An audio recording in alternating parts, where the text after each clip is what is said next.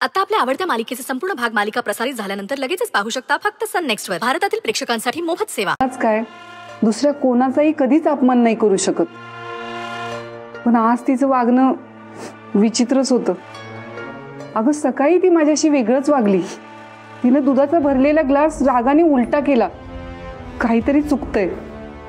काय चुकतंय तेच कळत नाहीये. काय माहित ती मगाशी जे काही बोलली ती स्वतःच्या मनाने बोलली. यश साहेब म्हणाले तसं तिला कोणी बोलायला भाग पडले, पण ती जी बोलली ना त्याने माझं काहीच सर्व झालंय ग. पण ऐक, मला त्रास होतोय. ताईसाहेबांना कळायला नको. नाही कळू देणार, तू काळजी नको करूस. पण घडल्या प्रकारामागे कोणाचा हात आहे हे मी नक्की शोधून काढणार आहे. मैत्री ताईसाहेबांना जर त्रास देण्यासाठी कोणी शक्तीचा वापर करत असेल ना, तर हा विषय हवेत सोडून नाही चालणार. याच्या मुळाशी जायलाच हवं. हो, तू म्हणतेस ते पटतंय मला. तू जास्त नको विचार करूस. तू झोपायला जा, मी किचन आवरते.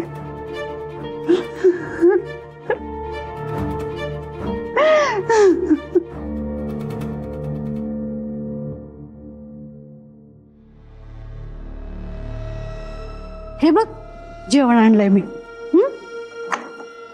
अरे वा, मस्त. ये ओव्हर ऍक्टिंग कमी कर.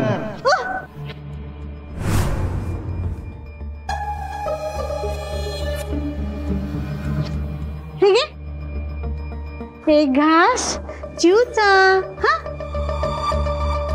हा घास काऊचा. तुला माहितीये तुझे बाबा आणि डॉली आत्तू लहान होते ना तेव्हा अशीच मी त्यांना भरवायची. आणि तुझे बाबा जर मी त्यांना भरवलं नाही ना तर जेवायचेच नाहीत. बाईसाहेबांचं जेवण चाललंय वाटतं. नाही, जेवत नाहीये. शोभा आजी सोबत लगोरी खेळते. नाकावरचा राग गेला नाहीये वाटतं. जेवते दिसत असताना विचारायचं काय जेवतेस म्हणून. तशी म्हणायची पद्धत असते बाळा. आणि सॉरी जर तुला राग आला असेल तर. काल मी तुझ्यावर ओरडले म्हणून पण सॉरी.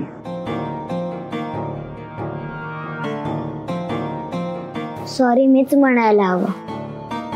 माझंही चुकलं. काल कमला आजी आणि रूपा मावशीला बोलायच्या आधी थोडा विचार करायला हवा होता. पण मला जे खटकलं ते मी बोलली. आणि आपण सगळे एकत्र राहत असताना सगळ्यांना समान वागणूक पाहिजे ना. मग शोभा आजी, दगडू मामा आजोबा, डॉली आत्या यांना परक्यासारखं का वागवायचं. मी बोलते रूपा आणि कमलाईशी. जेव तू.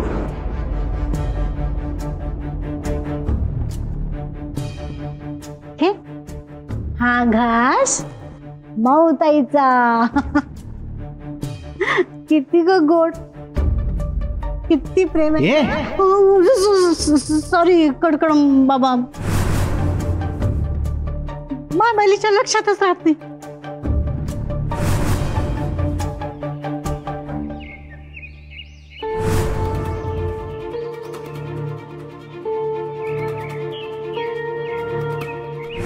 घरात 2-2 मोलकरणी असताना तुम्ही तुमच्या हाताने का वाढून घेताय. आपण या ग्लासला ग्लास म्हणतो, प्लेटला प्लेट म्हणतो, आईला आई म्हणतो, बाबाला बाबा म्हणतो. तसं मोलकरणींना मोलकरणीच म्हणणार ना. जेवते दिसत असताना विचारायचं काय जेवतेस म्हणून. काय झालं, एकटी जशी बाहेर उभी आहेस. पाहिलं ना ती.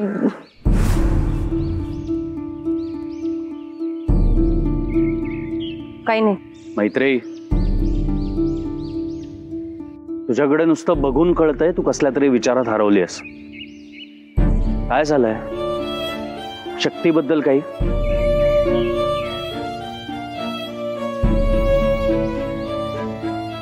कालचं तिचं वागणं पाहिलं ना. माझी शक्ती याआधी कधीच असं वागलेली नाहीये. हो मला मान्य आहे ती मस्तीखोर आहे, हट्टी आहे, पण उर्मट नाहीये. परवाही तुमच्या आईशी उर्मटपणे बोलली ती. मी तिला इतकं समजावूनही काल तर हद्दच पार केली तिने. कमलाई, ज्या कमलाईला या घराने कधीच परकेपणा दाखवला नाही, त्या कमलाईला ती मोलकरीण म्हणाली. काय वाटलं असेल कमलाईला? शक्तीचं हे असं वागणं माझ्यासाठी सुद्धा अनएक्सपेक्टेडच आहे. आताही मी गेले होते तिच्याशी बोलायला, माझ्याशी उर्मटपणे बोलली. सतत मामा, डॉली, आई यांच्याच बाजूने बोलतेय. परवा तुमच्या आईशी उर्मटपणे बोलणारी शक्ती काल अचानक त्यांच्या मान सन्मानाच्या गोष्टी करत होती. एका दिवसात एवढा बदल? मला कळत नाहीये, ही आपली लेक आहे, ह्याच्यावर माझा विश्वास बसत नाहीये. काय चाललं असेल तिच्या मनात नक्की? ऍज पर माय कॅल्क्युलेशन एकाच दिवसात स्वतःच्या वागण्या बोलण्यात एवढा बदल घडवून आणायला शक्ती एवढी मॅच्युअर नाहीये. नक्कीच तिचं कोणीतरी ब्रेनवॉश करतंय. कोणीतरी कशाला? घरातल्यांपैकीच कोणीतरी केलंय. माझ्या घरची माणसं किती स्वार्थी आणि लबाड आहेत हे मी चांगलंच जाणतो. स्वतःच्या स्वार्थासाठी ना एखाद्या लहान मुलाच्या निरागस भावनांची सुद्धा खेळायला मागे पुढे बघणार नाहीत ते. वशीकरण, जादूटोणा असलं कर्मकांड करायला तर मागे पुढेही बघणार नाहीत ते. पूर्वी या सगळ्या गोष्टींवर माझा विश्वास नव्हता, पण गेल्या काही दिवसात आपल्या बाबतीत जे काही घडतंय ते सगळं तर मी स्वतः अनुभवतोय. वशीकरण? हे असं जर काही घडत असेल ना शक्ती बरोबर, तर मला त्याच्या मुळाशी जायला हवंय. मी माझी एक लेक गमावली आहे, मला दुसऱ्या लेकीच्या बाबतीत असा हलगर्जीपणा करून चालणार नाही. मी आजच त्या देवळातल्या गुरुजींना जाऊन भेटते आणि त्यांच्याकडे चौकशी करते. मग मला कळेल स्पष्ट काय ते.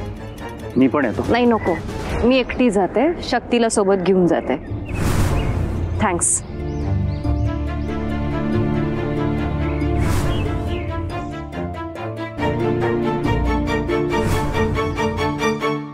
चल, इथे का आलोय आपण?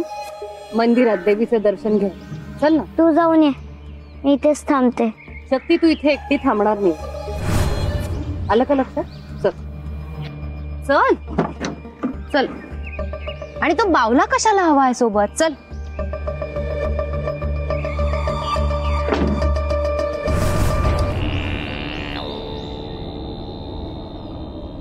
शक्ती. अरे वा मैत्री मॅडम, तुम्ही? नमस्कार. नमस्कार. आज अचानक आलात? घरी सगळं ठीक आहे ना? हो, सगळं ठीक आहे. खूप दिवस देवीचं दर्शन झालं नव्हतं, म्हटलं दर्शनही घेऊ आणि तुम्हालाही भेटू. हा घ्या प्रसाद.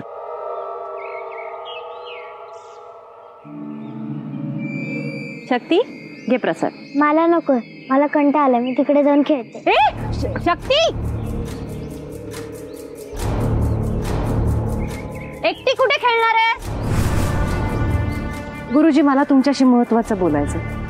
हो, या ना, तिकडे बसून बोलू.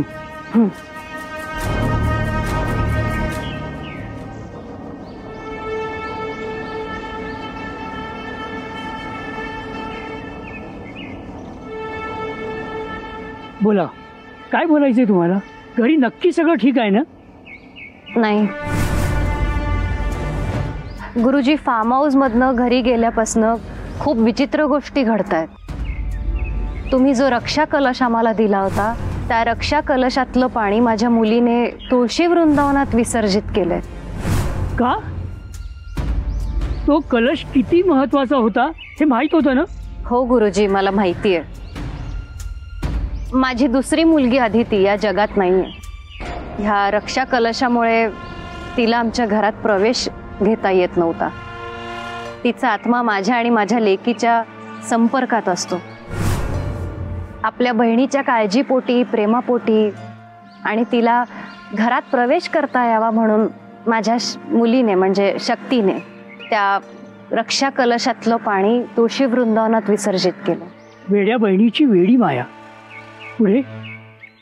नाही गुरुजी, खरं तर मी या कारणासाठी नाही आले तुमच्याकडे.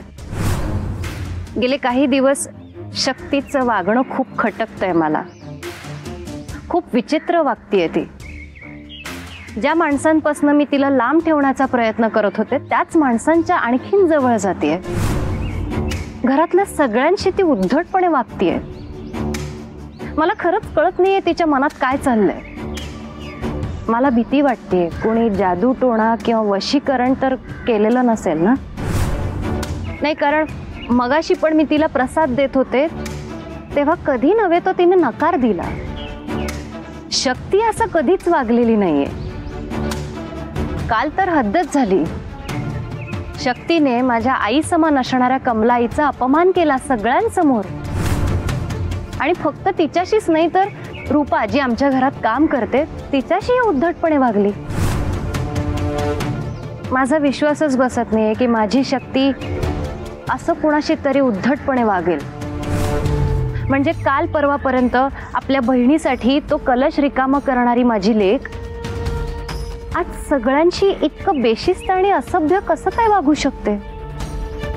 मला या प्रश्नांची उत्तरं सापडत नव्हती म्हणून मी तुमच्याकडे आले.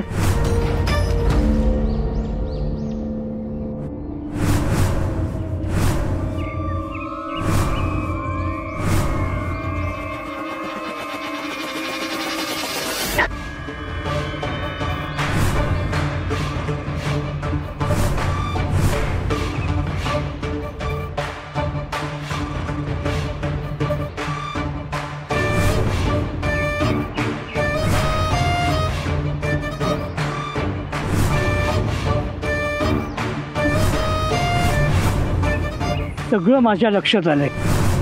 विधिलिखित असतं तेच घडतं आणि तेच घडणार. तुला कसं सांगू तेच कळत नाही. पण गेल्या काही दिवसांपासून जे काही तुझ्या घरात घडतंय ती येऊ घातलेल्या मोठ्या वादळाची चावल आहे. जे जे घडतंय त्यामागे कोणाचं तरी मोठं षडयंत्र आहे. संपूर्ण कुटुंबाला नष्ट करायचंय.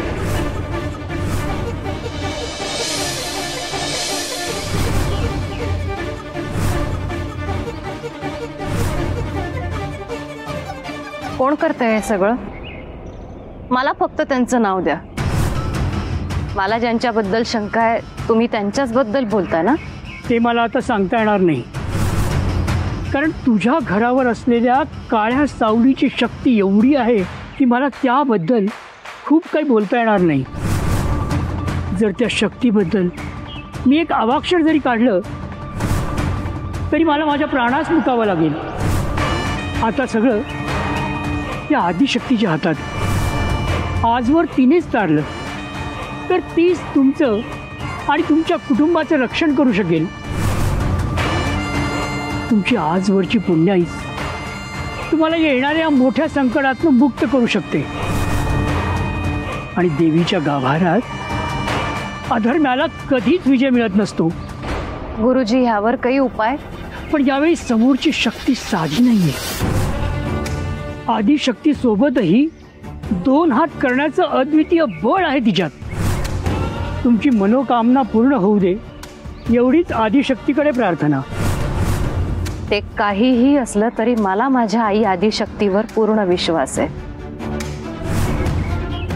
आजवर आमच्यावर अनेक संकट आली आणि आई आदिशक्तीने आम्हाला त्यातनं सुखरूप बाहेर काढलंय. आमचं रक्षण केलंय. इथून पुढे कितीही मोठं संकट आलं तरी आई आदिशक्ती आमच्यासाठी धावून येईल. तिला धावून यावंच लागेल. सुखी राहा. धन्यवाद गुरुजी. इथे आल्यामुळे तुम्हाला भेटल्यामुळे अनेक गोष्टींचा उलगडा झाला आणि आई आदिशक्ती इथून पुढे येणाऱ्या संकटाशी 2 हात करण्याचं बळ मला देईल ही प्रार्थना.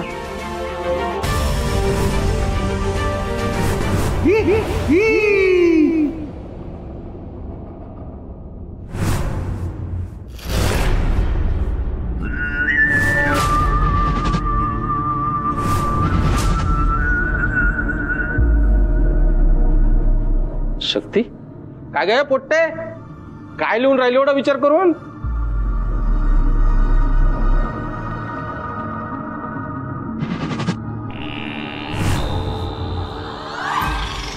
तंत्रम मंत्रम कडकड कडकड कडकड कडकड कडकडम.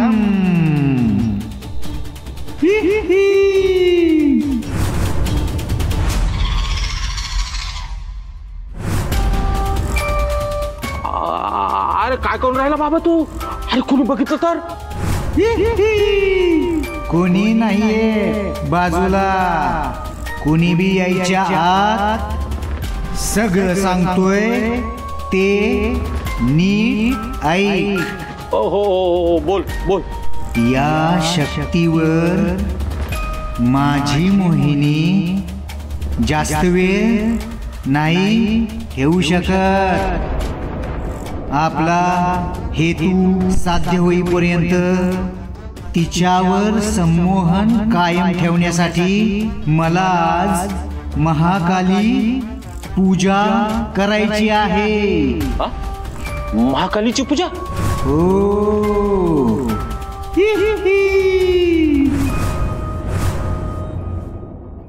त्या पूजेसाठी लागणाऱ्या सामुग्रीची यादी ही घे.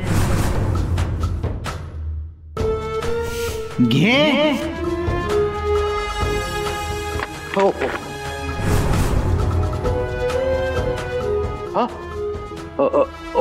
महाकालीची तस्वीर, 2 सामग्री, 2 लिंब, अबीर, गुलाल, हळद, कुंकू, तांदूळ, सुरी.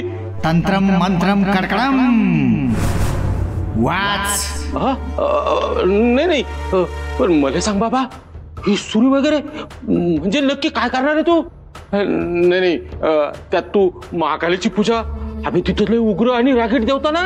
हो, आणि आज अमावस्या, आणि अमावस्येच्या रात्री असली काही पूजा मला तर काय योग्य वाटून नाही राहिली ना बाप्पा.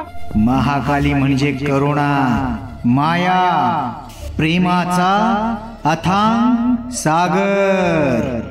ती दिसायला उग्र वाटत असली तरी ती तिच्या भक्तांवर कधीच रागवत नाही. असं म्हणून राहिला? ठीक आहे, कर तुझी पूजा. हा, पण पूजा कुठं करणार तू? खरं तर ती पूजा घराघरात करत नाही. ती पूजा साधीसुधी पूजा नसते. डोळ्यात अंजन घालून तिचे नियम नीट पाळावे लागतात. कळलं? खूप काळजीपूर्वक. पूजेत व्यत्यय आला तर महाकालीचा कोप होतो. महाकाली संतापली की ज्वालामुखी होतो. बाबा, आता तू बोलून राहिला होता ना की महाकाली भक्तांवर कधीच रागवत नाही म्हणून. अरे पण आपण कुठं त्याचे भक्त आहोत? आणि कोणाचं वाईट करायले ती आपल्या मदतीला काहून धावून येईल? अर्धवट ज्ञान असलं की असं होतं. ऐक, महाकालीची पूजा चांगल्या हेतूनेही केली जाते आणि वाईट हेतूनही. परंतु वाईट हेतूसाठी केली तर आपल्याच पदरी वाईटाचा वेडा पडेल. मला तर काय कळूच नाही राहिलं बाप्पा. म्हणजे वाईट हेतू साध्य करण्यासाठी पूजा करायची, आणि त्यामुळे जर आपलंच नुकसान होणार असेल तर मी म्हणतो ती पूजा तरी कायले करायची? तंत्रम मंत्रम कडकडम.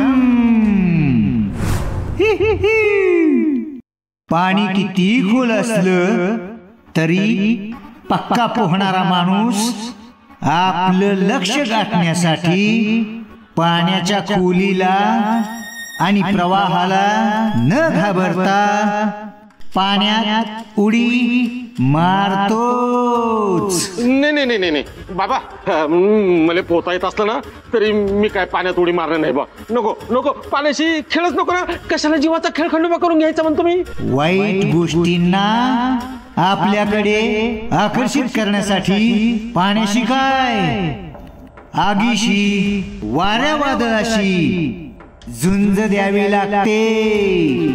असं म्हणून राहिला का तू? बरं बरं, ठीक आहे बाबा, आता तुझा अनुभव मोठा.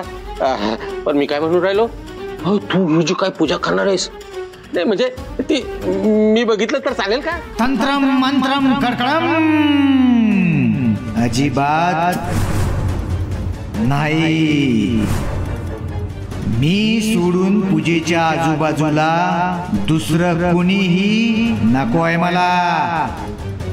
पूजेचा नियम आहे तसा, आणि कोणी चुकून जरी पूजा पाहिली तर त्या पाहणाऱ्याच्या आयुष्यात महाकाली काळोख घेऊन आलीच म्हणून समज. नको, अजिबात नको. मला नाही बघायची बाबा तुझी पूजा. पण एक विचारू का तुला, म्हणजे घरात सगळे असताना तू पूजा करणार कशी? घरातले सगळे झोपल्यावर मी पूजेला आरंभ करेन. पण तरी पण एखाद्याला भनक लागलीस तर मी बघेन काय करायचं ते. पण आजच्या आज महाकालीची पूजा व्हायलाच हवी. उद्यापासून महाकालीच्या कृपेने या घरात ज्वालामुखीचा उद्रेक होताना दिसेल. संकटांचा लावा मैत्रीच्या कुटुंबाची विल्हेवाट करूनच राहणार. पण बाबा तू ही पूजा करणार कुठं? घरात. तर घर असेल तर उत्तम, नाहीतर एखादी बंदिस्त खोली. ठीक आहे. तू म्हणतो तशी तुझी व्यवस्था करून देतो ना बाप्पा मी. तू नको काळजी करू, काही चिंता करू नको. हा, आणि तुझ्या पूजेची सगळी सामग्री मी घेऊन येतो. जय महाकाली.